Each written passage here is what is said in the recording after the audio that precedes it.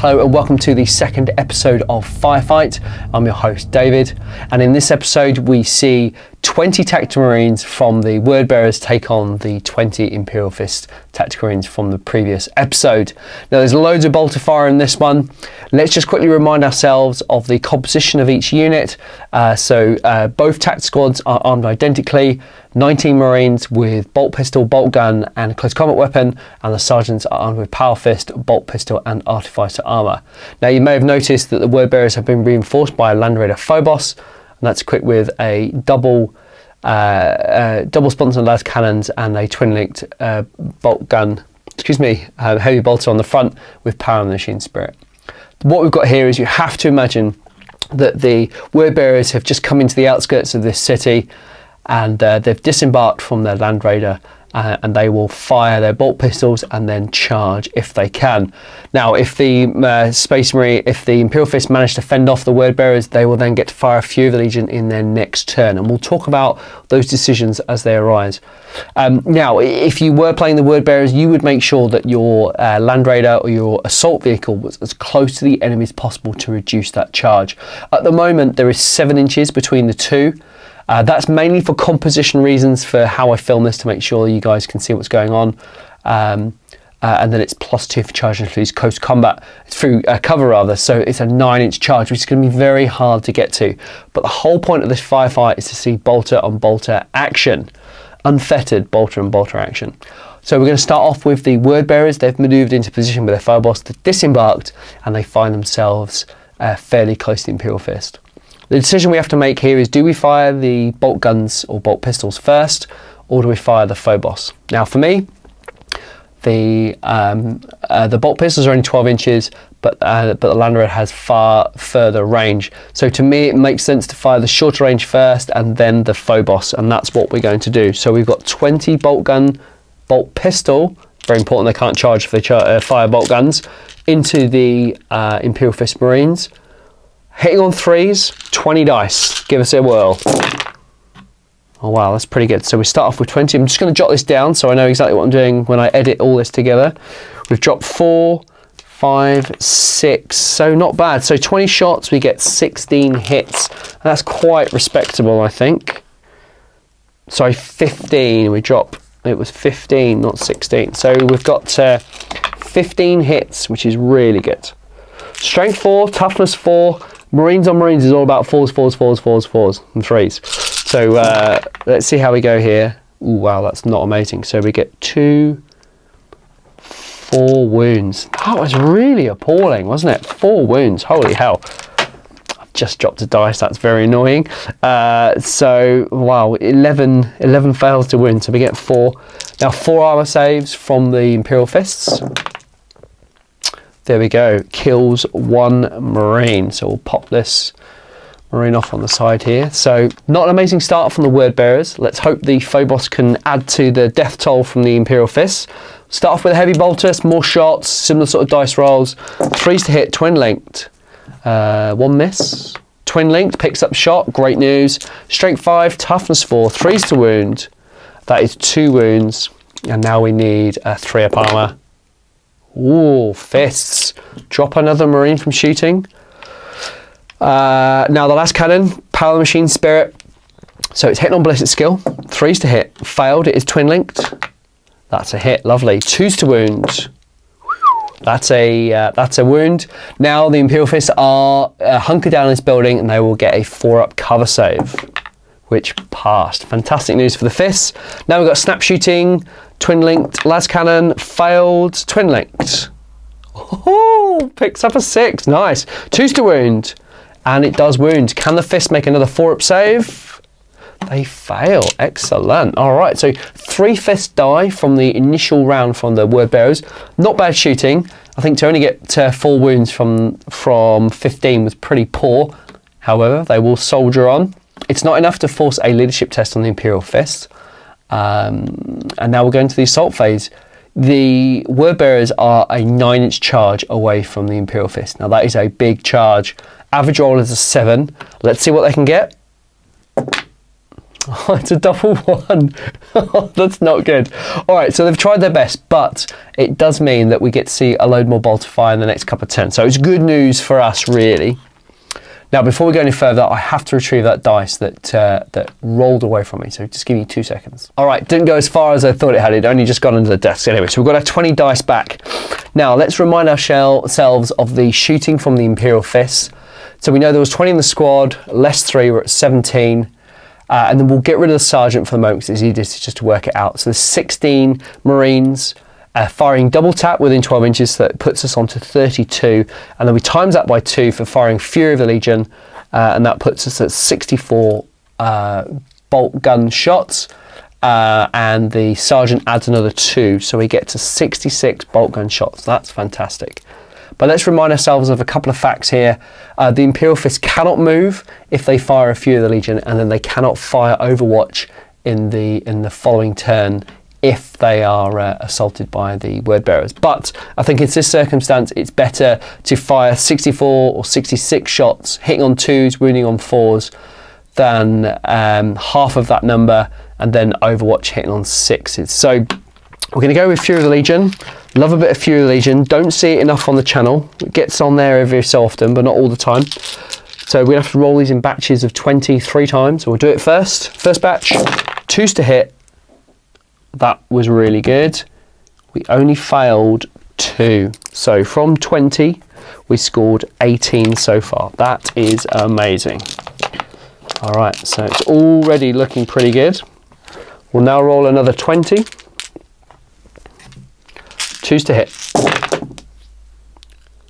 Oh, not bad. So 1, 2, 3, 4. So from 20, we get 16, which is really good. Got another 20 to go. 2s to hit. Oh, wow. That is only 1 failed. That is 19 hits. Holy hell. Unbelievable. And then finally, we'll just cover off these next 6. So 3, 4, 5, 6. 2s to hit. Can we make it a full house? Or drop 1. So that's a further 5. So really great shooting there from the Fists. All right, so the Imperial Fists have 58 hits. That is really, really impressive. So we're going to straight on to the wound rolls. Again, we'll do batches of 20. Strength 4, toughness 4. I see, this is where it all comes undone. So not amazing here. So 2, 3, 4, 5, 6. That is only 7 wounds so far. So not amazing after that first 20 shots. We've got another couple of loads to go, so let's see how we get on. 4s, again, not amazing. Lots of 6s though. 2, 4, 6, 8, 9. Really starting to average out now. It just goes to show how powerful that disciplined fire is. And then finally, we've got 18 to roll. Okay, that was really good. So 2, 4, 6, 8, 9. Okay, so not bad. Better than the last roll, considering we only re-rolled 2 dice less. Lots of 6s though. I think it'd be amazing if Fury of the Legion, if you perhaps fired over 15 models, your shots were rending if you got 6s. I think that would be a fantastic roll. Or we're at AP3, similar to like the Bane Strike ammo from the Alpha Legion or similar things. We're looking at 25 wounds there from the Imperial Fists and their bolt pistols. So that's not too bad. So now we're going to do some armor saves from the Word Bearers. Now the sergeant is packed in the middle, so I'm not too worried about separating him out just yet. But we might do it on the next loadout. So we've got 20 first of all, and then a further 5 thereafter. So 3 up armor saves. It's not bad. So we failed 2, 3, 4, 5, 6. So that is 6 Word Bearers dead. We'll just pull them off very quickly. 1, 2, 3, 4, 5, 6. And now we've got a 5 to go. 2, 4, 6. So I'll drop 1. 5 more armor saves. Not enough to reach the sergeant, so we can roll these all at one go. Okay, and they did pass all those, so that was some great saving there. But you can definitely see the difference. You know, we've got we've got 20 attack marines and a Phobos firing against attack marines in a building, and we managed to score 2, 4, 6 shots, 6 kills versus the 3, so nearly double. I appreciate they're firing through the Legion and had virtually 4 times the amounts of shots, but that's not a bad exchange. It is enough though to cause a leadership test on the word bearers, which we need to do. Now they do have a special rule called the True Believers, which means they roll 3 dice and pick the 2 lowest. The sergeant is still alive, he's leadership 9, see what happens. Okay, so easily passed. The 2 lowest gives us a double 1, so the word bearers are still in the fight. Now what we're going to do is we're going to leave it there. I know it would make sense to kind of play it out. You know, what would happen next is that the word bearers would advance 6 inches, fire bolt pistols, and then charge the Imperial Fists, particularly now as the Imperial Fists can't fire Overwatch. So the word bearers would be in a really great position to do that. Plus they're supported by the Phobos. So now this is where we perhaps might see the edge. You know, if the Fists haven't done enough to cause a leadership test and force those word bearers back, then they might be into some trouble. Great little firefight there between the word bearers and the Imperial Fist. It felt really good to roll tons of dice, which I think is such an important part of the game. You know, dice are such a major deciding factor in the game. It could have gone either way, to be honest with you. You know, it's all about those dice rolls. Admittedly, you can put stuff in your favour, you know, like the Imperial Fist and the Discipline Fire 2s to hit rather than 3s, and some great dice there from the word bearers with their True Believer special rule. So you can definitely see where each character from the legions comes into play, and each legion has its own particular special rules, and when you encompass that with warlord traits and rights of war, no 2 marine armies are the same. When I got into playing Heresy, the reason why I didn't collect marines, because I thought, oh, it's just Space Marine on Space Marine, it's going to be really boring, and that's why I went the route of Mechanicum, and the fact that I love the models for Mechanicum. But after now producing games for the channel and playing lots of Marines armies, I can definitely see the subtle differences between the 2, and I think that's really spurred me on to collect the Death Guard. I just love the models for one, I love the colour scheme, and also the rules behind them as well. It's really cool.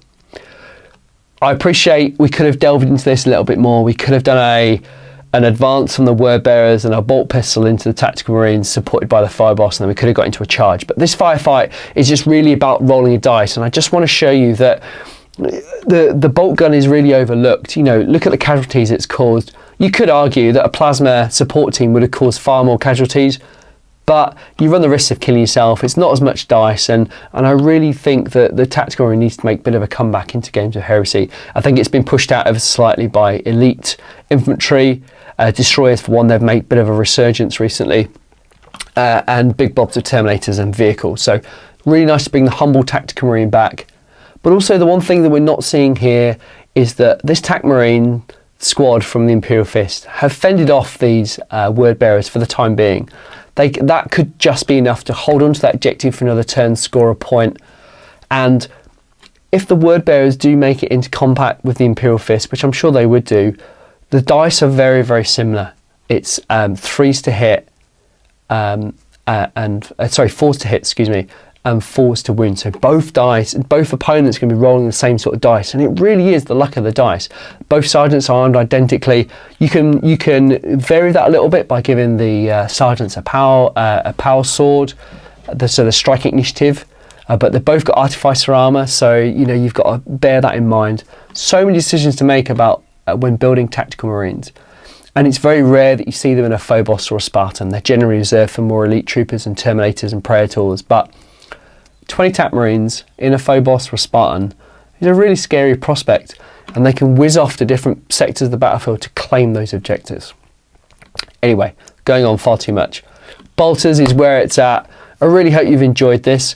Now, if you have any questions or comments, please leave them below or email me directly, david@30kchannel.com. I'd love to hear your thoughts. If you have ideas for scenarios or different board builds, or you've got questions and answers you've got for me in the end of month show review, please email me or message me, and I'll try and cover them as much as possible. If you have an Instagram account or a blog, please mention it, and I'll give you as much as a plug as I can through my videos, and hopefully answer your question. Thank you so much for watching.